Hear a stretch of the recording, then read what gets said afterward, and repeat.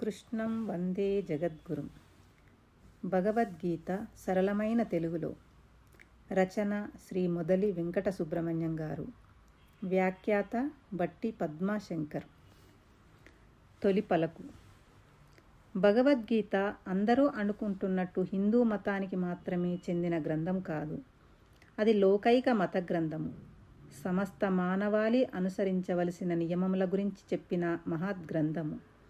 సర్వకాలములయందు, సర్వావస్థలయందు, సకల ప్రాంతములయందు ఆచరించవలసిన నియమ నిబంధనల గురించి బోధించిన అమూల్య గ్రంథము. భగవద్గీత ఏ ఒక్క దేశానికో ప్రాంతానికో పరిమితం కాదు. మానవాళి అందరూ ఆచరించవలసిన నియమావళి.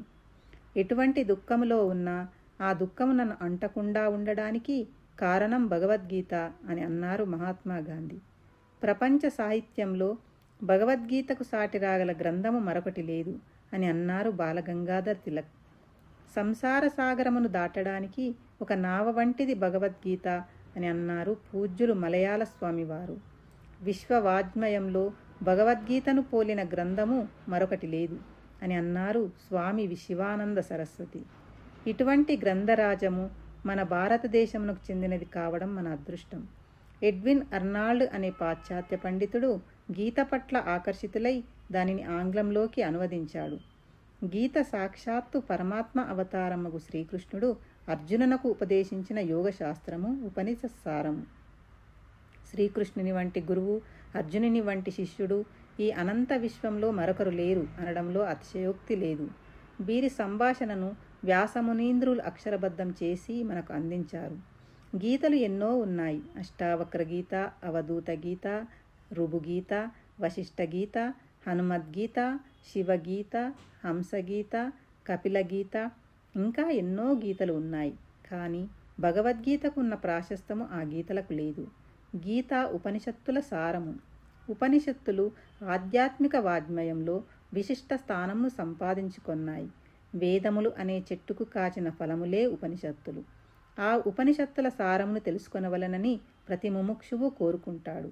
కానీ ఉపనిషత్తులను చదవడం, అర్థం చేసుకోవడం చాలా కష్టం. ఈ ఉపనిషత్తుల సారమంతటిని భగవద్గీతలో నింపి మనకు అందించాడు వ్యాసుడు. ఉపనిషత్తులు గోవులు అయితే అర్జునుడు ఆవుదూడ, గోపాలుడు అయిన శ్రీకృష్ణుడు ఆవుపాలు అనే గీతను పితికి మనకు అందించాడు. అందుకే గీతామృతము అని అన్నారు. ఉపనిషత్తులు, భగవద్గీత, బ్రహ్మసూత్రములు ఈ మూడు ప్రస్థానత్రయం అని అంటారు. భగవద్గీతలో ఎన్నో ఆధ్యాత్మిక విషయములు, ధర్మ సూక్ష్మములు ఇమిడి ఉన్నందున ఇది ప్రస్థానత్రయములో ఒకటిగా వెలుగుతూ ఉంది. ఈ గీత ద్వాపర యుగాంతములో అంటే కలియుగం ప్రారంభం కాకముందు చెప్పబడింది. కలియుగంలో ధర్మం క్షీణిస్తుందని, ఒంటిపాదంతో నడుస్తుందని తెలిసి రాబోవు కలియుగంలో మానవులను ఉద్ధరించడానికి భగవానుడు గీతను అర్జునుడికి ఉపదేశించాడు. లేకపోతే ఎన్నో అవతారములను ఎత్తిన పరమాత్మ గీతను కృతయుగంలోనో, త్రేతాయుగంలోనో, లేక ద్వాపరయుగం మధ్యలోనో ఉపదేశించి ఉండేవాడు. అలా చేయకుండా మానవాళిని ఉద్ధరించడానికి గాను కలియుగ ప్రారంభంలో గీతామృతమునకు లోకానికి అందించాడు. పరమాత్మ కలియుగంలో మానవులకు కలగబోయే శోకమును అంతమొందించడానికి గీత ఎంతగానో ఉపయోగపడుతుంది. గీతను ఎవరెవరు చదవాలి అనే సందేహం వచ్చినప్పుడు ఈ సంసార సాగరంలో ఈదులాడుతున్న ప్రతివారు చదవదగినది గీత అని చెప్పవచ్చును. సంసార సాగరంలో మునిగిపోతున్న మానవులకు గీత ఒక నావలాగా ఉపయోగపడి వారిని ఒడ్డుకు చేరుస్తుంది. ఆధునిక శాస్త్ర విజ్ఞానం మనకు ఎన్నో సౌకర్యాలు కలిగించింది. సుఖంగా జీవనం గడవడానికి ఎన్నో వసతులు చేకూర్చింది. వేగంగా ప్రయాణం చేయడానికి, సుఖంగా ప్రయాణం చేయడానికి సాధనాలు సమకూర్చింది. ఇన్ని సుఖాలు, భోగభాగ్యాలు ఉన్నా మానవుడు నిరంతరం ఏదో వెలితితో బాధపడుతున్నాడు. ఉన్నది చాలదు, ఈ సుఖం కాదు, ఇంకా ఏదో కావాలి అని మోహంలో పడుతున్నాడు. తన మనస్సు అల్లకల్లోలం చేసుకుంటున్నాడు. ఈ రోజుల్లో ఎంతో ధనం, హోదా, భోగభాగ్యాలు ఉన్నా మానసిక శాంతి లేక, ప్రశాంతత లేక ఎంతోమంది బాధపడుతున్నారు. దానికి కారణం వారి అవిద్య.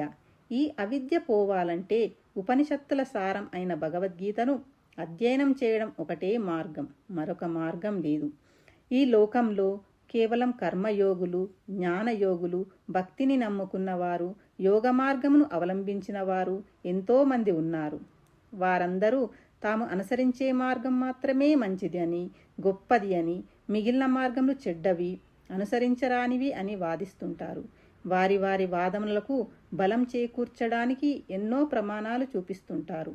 కానీ భగవద్గీతలో అన్ని మార్గములను సమన్వయం చేసి ఆ మార్గాలన్నీ మంచివే, ఏ మార్గం అనుసరించినా పరమాత్మను చేరుకోవడమే అంతిమ లక్ష్యం అని నిరూపించాడు పరమాత్మ. గీతను కేవలం అధ్యయనం చేయడమే కాదు, దానిని ఆచరించాలి అని అందరూ తెలుసుకోవాలి.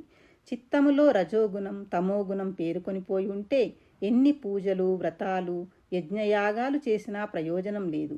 ముందు చిత్తములోని రజో తమో గుణములను నాశనం చేసి సత్వగుణం ప్రదానం చేసుకోవాలి. తర్వాత దాన్ని కూడా వదిలిపెట్టి పరమాత్మతత్వం అయిన నిర్గుణత్వాన్ని అలవర్చుకోవాలి అని బోధిస్తుంది గీత. కేవలం భగవంతుని మీద భక్తి ఉంటే చాలదు, సాటి మానవుల మీద, సాటి ప్రాణుల మీద జాలి దయ కరుణ కలిగి ఉండాలి అని బోధిస్తుంది గీత. అన్ని ప్రాణులలో పరమాత్మ ఆత్మస్వరూపుడుగా ఉన్నాడు. సాటి మానవులను ద్వేషిస్తే, సాటి ప్రాణులను హింసిస్తే అది పరమాత్మను ద్వేషించినట్టు, హింసించినట్టు అవుతుంది అని నొక్కి చెప్పింది గీత. మనస్సును ఎల్లప్పుడూ నిర్మలంగా ఉంచుకోవాలి, అప్పుడే లోపల ఉన్న ఆత్మ సాక్షాత్కారం అవుతుంది అని గీతా బోధ. ద్వంద్వముల యందు సమాన దృష్టి కలిగి ఉండాలి. సుఖదుఖములను, జయాపజయములను, లాభనష్టములను సమంగా చూడగలిగి ఉండాలి. అప్పుడే మనసు ప్రశాంతంగా ఉంటుంది, నిర్మలంగా ఉంటుంది. మానవులలో ఉన్న అహంకారము, భేదభావము అన్ని అనర్థములకు మూలము. సమత్వమే ప్రశాంతతకు మూలం అని బోధిస్తుంది గీత. ఈ విశ్వమంతా భగవంతుని స్వరూపము. పరమాత్మ అంతటా నిండి ఉన్నాడు. అన్ని ప్రాణులలో ఆత్మస్వరూపుడుగా, చైతన్య స్వరూపుడుగా వెలుగుతున్నాడు. ఆ సత్యం తెలుసుకోలేని మానవుడు సాటి మానవుల మధ్య భేదభావం కల్పిస్తున్నాడు. రాగద్వేషముతో సతమతమవుతున్నాడు. అదే అజ్ఞానము. ఆ అజ్ఞానమే అన్ని దుఃఖములకు మూలం. ఈ సత్యాన్ని బోధించినదే గీత. సశేషం. జై శ్రీకృష్ణ.